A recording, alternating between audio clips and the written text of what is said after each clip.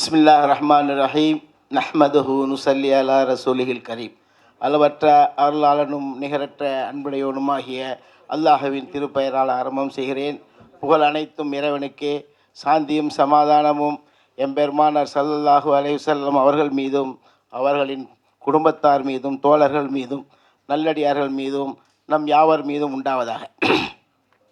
அன்பார்ந்த அல்லாஹ்வின் நல்லடியார்களே, சகோதரர்களே, சென்ற 3 நாட்களாக இந்த ஒரு சிறப்பான ஒரு சம்பவம் நாம் நினச்சது நடந்துகிட்டு இருக்கு. ஏன்னா நாங்கள் நானும் கல்லூரியிலேருந்து வெளியே வரும்போது ஒரு சின்ன இதாக தான் ஆரம்பித்தேன். நான் கல்லூரியிலேருந்து வெளியே வந்தேன். MA BSc zoology, MA Arabic முடித்தேன். 300 சம்பளத்தில் தான் போய் கல்கத்தாவில் ஒரு பத்திரிக்கை ஆசிரியராக சேர்ந்தேன். அல்ஹம்துலில்லாஹ். அதிலேருந்து நம்ம என்ன செஞ்சோம், அப்புறம் மாணவர் அமைப்பு, அந்த அமைப்பு ரீதியாக இருந்ததுனால தான் நம்ம ராஃபி சொன்ன மாதிரி இந்த நட்பு அதுதான் இன்றைக்கு நம்மளை இங்கே கொண்டு நிறுத்தியிருக்கு.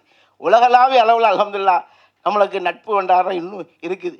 இன்றைக்கி அன்வர் இப்ராஹிம் வரக்கூடிய பிரைம் மினிஸ்டராக வரக்கூடிய மலேசியாவினுடைய நண்பர் நம்மளுக்கு ரொம்ப க்ளோஸ் ஃப்ரெண்டு. இதுக்கெல்லாம் காரணம் என்னன்னு சொன்னால், நம்ம மாணவர் பருவத்திலேயே அந்த அந்த கனெக்டை ஏற்படுத்துறதுனால தான் அல்ஹம்துலில்லாஹ்.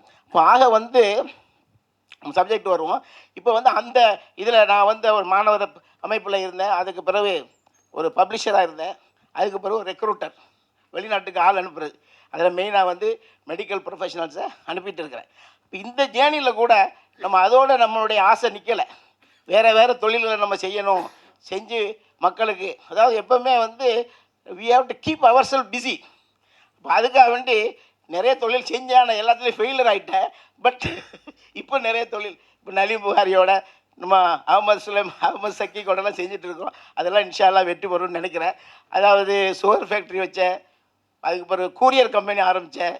ஒரு கல்ஃப் ஏஷியா நெட்வொர்க்குன்னு சொல்லிட்டு ஒரு நம்ம வின் டிவியில் ஒரு 3 hours எடுத்து நம்ம சேனல் பண்ணோம். ஒரு 1.5 கோடி ரூபா இன்வெஸ்ட் பண்ணல. அல்ஹம்துலில்லாஹ் எதுவுமே நஷ்டமாகல. லாபம் கிடைக்கலையே தவிர நஷ்டமாக எல்லாத்துக்கும் கொடுத்துட்டேன் எல்லாத்துக்கும். அது பிறகு ஒரு ஃபார்ம் பிஎல் ஆர்ச்சர்ட்னு சொல்லிட்டு ஒரு லெஷர் கம்பெனி ஒன்று ஆரம்பிக்கணும், ரிசார்ட், அதுக்காண்டி செஞ்சோம். இப்போ அதில் இப்போ 140 ஏக்கர் ஒரு ஹசரத், நம்ம ஆஸ்திரேலியாவை சேர்ந்த அப்துல் குத்தூஸ் மௌலானுக்கு தான் அந்த இடத்த கொடுத்துருக்கேன்.